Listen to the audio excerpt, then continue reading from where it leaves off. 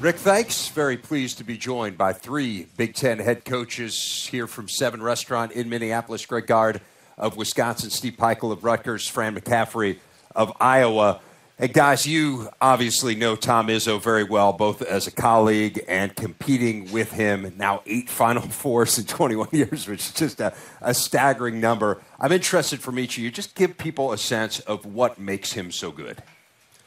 I think it's his relationship with his players. I think he's able to really, that allows him to develop them as they come through their careers. I think we've seen how he can push their buttons and really get after them, and they respond to it. They respect him. I think that's one of the biggest things is he's aged. He's been able to keep that relationship with the younger generation and really connects and understands how to motivate and inspire, and they respond. Steve? I mean, it's unbelievable. 8 Final Fours. It's pretty just good, trying huh? to win a game against you guys. And he's got 8 Final Fours. I think their culture, too. I mean, I think they've lost guys this year. I mean, Langford, people don't bring up the guys that didn't play this year that are probably as good of players there are in the league. And Ward getting hurt. I think the culture of their program, they just bring in the next guy, next man up. And obviously, he's a competitor. That's a tough place to play. They play full speed all the time. They're kind of relentless on the backboards. Their cores that they have, they live by. So I really think it's the culture and what he's built there, and they got enough guys on that roster that can fill in when the obstacles hit. He's been able to get his guys to play as hard as they can, every possession, both ends of the floor.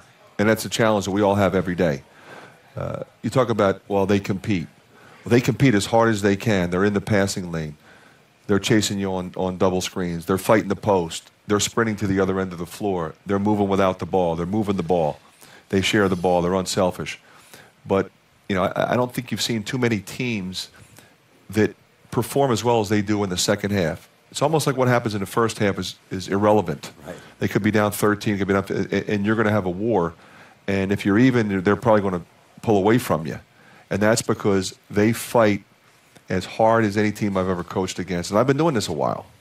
And that's why they've got 8.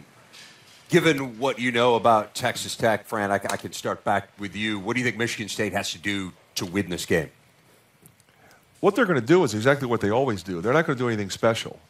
Texas Tech, I think, will have to figure out what they want to do against Michigan State. Now, they're awfully good, Texas Tech. And they defend as well, and they compete as well. But, I just think when you look at this matchup, all right, you got 2 teams that defend, 2 teams that really compete, 2 teams with high-level guys. The difference in the game, in my opinion, will be Cassius Winston. His ability to successfully engineer victory at crunch time is as impressive as I've seen in a long time. Steve? This is going to be one of those wars. They're 2 of the most physical teams, that you see in the country.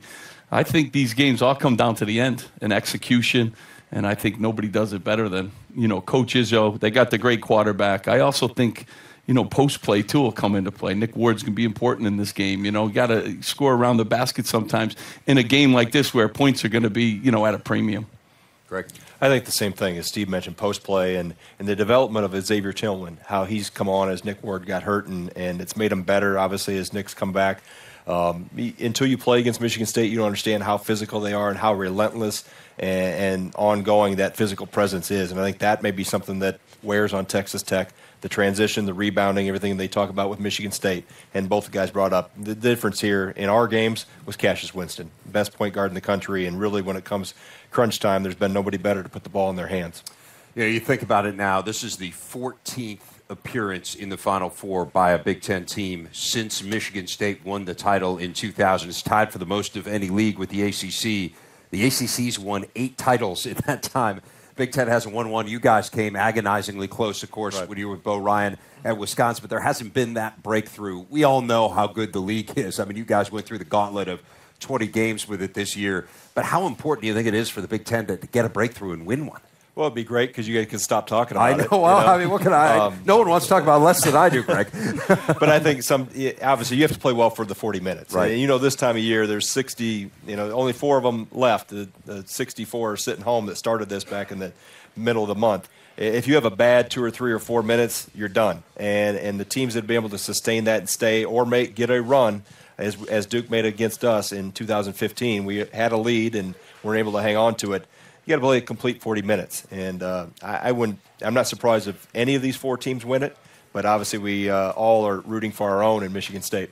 I mean, this year, 8 teams get in, and you could make a case for a couple teams that didn't get into the tournament. It's the best league in the country. I say that. I've been in the league 3 years. You guys have been in longer. From 1 to 14 in this league, monsters. I think if you keep getting up to the plate, Michigan got up last year, Michigan State, you got a chance to hit a home run. It's hard to hit home runs, and so I think we have a great shot this year, but I like the future of this league too. I mean, young teams and young programs and really good players coming back. We'll keep knocking on that door, and this league is nothing to be ashamed of in any way, shape, or form, academically, athletically, and so good things are happening here in this conference. Speaking about the future, each one of you, I think if there's a common theme here, each one of your teams improved year over year from last year to this year. Give us a quick sense, Fran, I can start with you, and then Steve, back to Greg. Give us a sense of what you're looking forward to a year from now, each of you with your programs. Well, I'm excited with, we had a couple guys sitting out, we have a couple guys coming in, and we're going to have a couple guys leaving.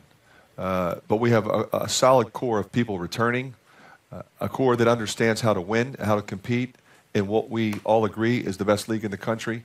And we kind of throw that out, but it's fact. Top to bottom, every team in this league has really good players and a really good coach and a really impressive fan base. And that's what prepares you to do what Steve just said, to continue to knock on the door. Well, with us, we have 96% of our team returning, and our points and our rebounds and all that stuff. We had one senior this year.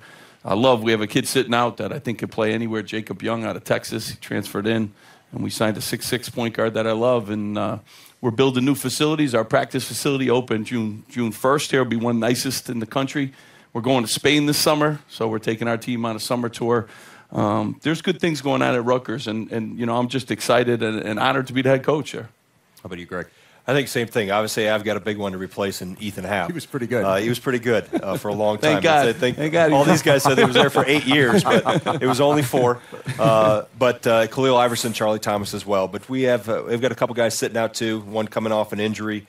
And I like our core group is going from being sophomores to juniors, and that transformation now they've got some experience. Big off season for us to take another step and improve, but the core coming back I think is going to be very competitive. Can't wait. Greg Gard, Steve Pikiell, Fran McCaffrey. Guys, thanks a lot for taking time out of your weekend to visit with us. Really appreciate it. Thanks Dave.